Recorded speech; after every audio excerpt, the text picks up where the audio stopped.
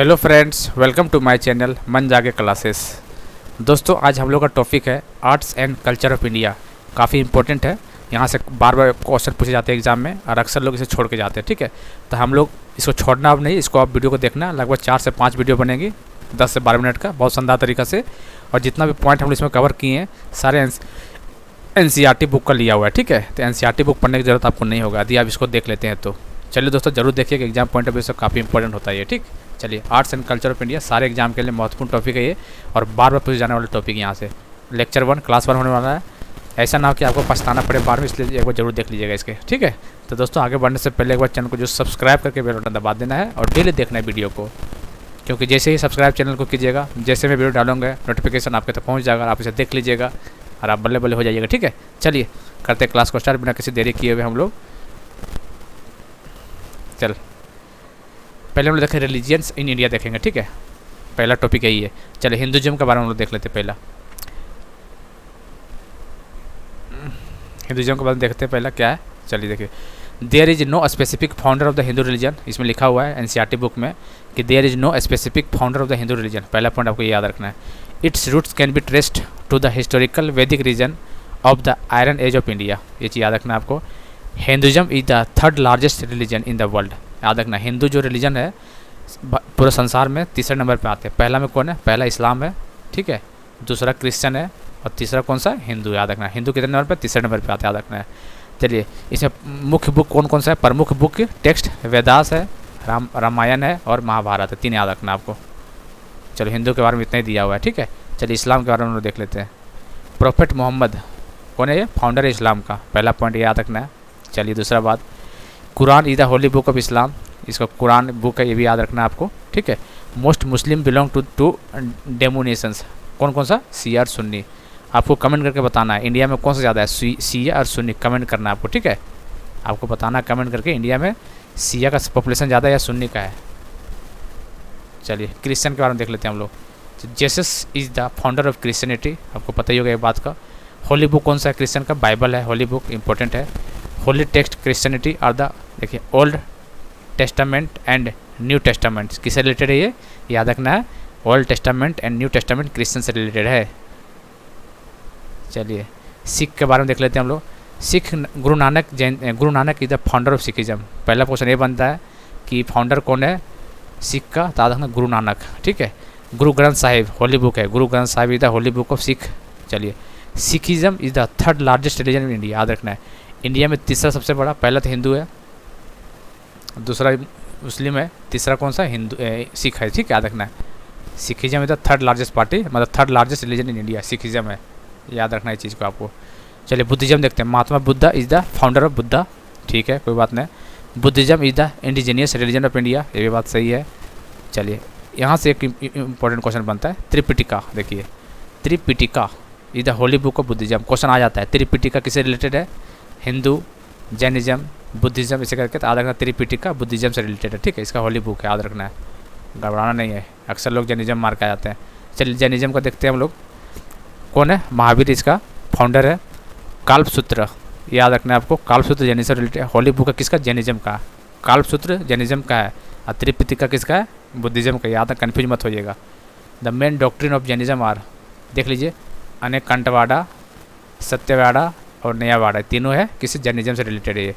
2 sects of Jainism are, श्वेतांबर्स और दिगंबर्स। दिगंबर्स और श्वेतांबर्स। श्वेतांबर मतलब वाइट क्लाउड और दिगंबर मतलब ब्लू क्लाउड। याद रखना, ठीक है, ब्लू क्लाउड और white cloud. Jain Holi text book कौन सा है? पूर्वास, अगमास, अंगस और पानसंगस। ठीक है, ये सब बुक है जैनिज्म का। चलिए, अब लिटरेचर के बारे में देख लेते हैं, जो कि एग्जाम में पॉइंट ऑफ व्यू से कहाँ से क्वेश्चन आते हैं वो देखते हैं। ठीक है, संस्कृत के बारे में देख लेते हैं। Sanskrit is the mother of many Indian language. Sanskrit का बुक कौन सा है? वेदास हो गया, उपनिषद हो गया, पुराण हो गया, धर्मसूत्रास हो गया। ये सब क्या? ये जितना भी सारे रिटर्न इंग्लिश संस्कृत में लिखा गया सब, ये याद रखना है आपको। धर्मसूत्रास, मनुस्मृति, अर्थशास्त्र एंड गीत गोविंद, सारा संस्कृत का ये बुक है ये।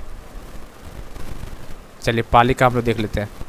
पाली में सबसे पहली बात पॉइंट दिमाग में रखना है, इंडो आर्यन लैंग्वेज है पाली। कौन सा लैंग्वेज? Indo Aryan language. और दूसरा याद क्या करना है, ये बुद्धिस्ट स्क्रिप्चर में लिखा जाता है। ये बुद्धिस्ट स्क्रिप्चर क्वेश्चन पूछता है कि बुद्धिस्ट स्क्रिप्चर में कौन सा लैंग्वेज यूज होता है, तो ऑप्शन दे देगा तेलुगु, पाली, प्राकृत, ऐसे करके, तो Pali is the right answer हो जाएगा। और देखिए Pali literature is mainly concern with Theravada Buddhism, ये पॉइंट आपको याद रखना है। चलिए तेलुगु देख लेते हैं हम लोग। Vijayanagara period Telugu was the golden age of the Telugu literature, पहला पॉइंट। दूसरा point, there are 8 Telugu literary, उसको क्या बोलते हैं, अष्टदिग्गज बोलते हैं उसको, ठीक है।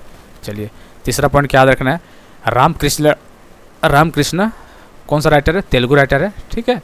वाई द ऑथर ऑफ पंडुरंगा महात्मायन, ठीक है, पंडुरंगा महात्मायन रामकृष्ण है जी के द्वारा लिखा गया है, जो कि तेलुगु राइटर है। ये चीज़ आपको याद रखना है, इतना इंपॉर्टेंट टॉपिक है ये। चलिए कन्नड़ के बारे में देख लेते हैं। सबसे पहला पॉइंट यही बनता है, कन्नड़ का ऑफिशियल लैंग्वेज कहाँ का है, तो कर्नाटका का है। क्वेश्चन बन जाता है यहाँ से, ठीक है, कर्नाटका का। चलिए the earliest non literary work in Kannada is Kavi Rajamarga, ठीक है, written by the Rashtrakuta king, पहला पॉइंट याद रखना है आपको। चलिए Pampa, PAMPA, Pampa known as the father of Kannada. दूसरा क्वेश्चन कि फादर ऑफ कन्नड़ कौन है, पंपा, याद रखना, ठीक है। बस इतना ही आपको याद रखना इस पॉइंट में कन्नड़ से। दोस्तों इसका PDF चाहिए तो हमारे कमेंट जरूर कीजिएगा, मैं टेलीग्राम में डाल दूंगा, ठीक है। टेलीग्राम चैनल का नाम है मन जागे क्लासेस 43, जो यूट्यूब चैनल का नाम है वही है, बस 43 आपको ऐड कर देना है और कुछ नहीं करना है। क्या ऐड करना है, 43 टेलीग्राम चैनल है, ठीक है, 43। चलिए मलयालम, मलयालम कहाँ का ऑफिशियल लैंग्वेज, आपको क्वेश्चन बार बार बहुत पीछे पूछे जाते हैं एग्जाम में। मलयालम है कहाँ का, केरला, पुडुचेरी और लक्षद्वीप, तीनों याद रखना, ठीक है।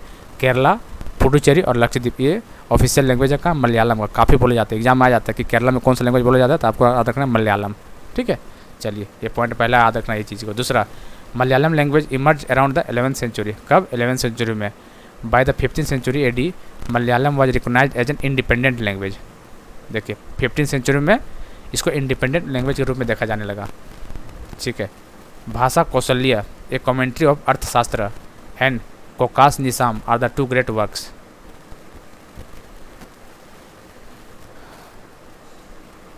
चलिए हम लोग तमिल के बारे में देख लेते हैं।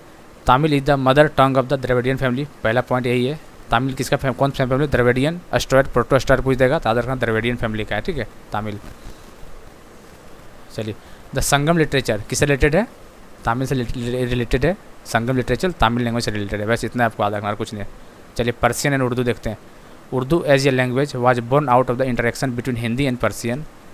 The earliest Urdu poet is suppose to be Khusro, पहला। दूसरा पॉइंट। तीसरा point, Urdu has given a new form of poetry called nazm. Hindi के बारे में देखते हैं। Hindi the direct descendant of the Sanskrit language through Prakrit and Apabhramsha, ठीक है। The evolution of the Hindi literature can be better understood through 4 stage, आदिकल, भक्तिकल, रीतिकाव्यकल, आधुनिक कल, इसे चारों याद रखना है आपको। चलिए 8th शेड्यूल के बारे में देख लेते हैं हम लोग, कौन कौन सा लैंग्वेज है, ठीक है। देख लीजिए, एक बार पढ़ लीजिए। असम, बंगाली, गुजराती, टोटल कितना 22 लैंग्वेज है। 8 शेड्यूल तक टोटल 22 लैंग्वेज हुआ है, ठीक है। पहले कितना 14 थे, अब 22 कर दिया गया है। अब 22 कौन सा देख लीजिए। देखिए 8 शेड्यूल का BDMS बहुत इंपॉर्टेंट है, BDMS 8 शेड्यूल का बहुत ज़्यादा इंपॉर्टेंट है। कौन कौन है, बोडो, डोगरी, मैथिली, संथाली। बोडो, डोगरी, मैथिली, संथाली, सबको याद रखना। 8 शेड्यूल डायरेक्ट क्वेश्चन उठ के आ जाता है यहाँ से, ठीक है। टोटल कितना 22 लैंग्वेज कौन को देख लीजिए। आसामीज़ है, बंगाली है, गुजराती है, हिंदी है, कन्नड़ है, कश्मीरी है, कोंकणी है, मलयालम है, मणिपुरी है, मराठी है, और क्या है, नेपाली। आगे देखते हैं, नेपाली के बाद ओरिया, पंजाबी, संस्कृत, हिंदी, तमिल, तेलुगु, उर्दू, बोडो, संथाली, मैथिली, डोगरी। BDMS यही बोला है। देखिए ये 8 अरे सॉरी कहाँ चल गया। चलिए हाँ, अरे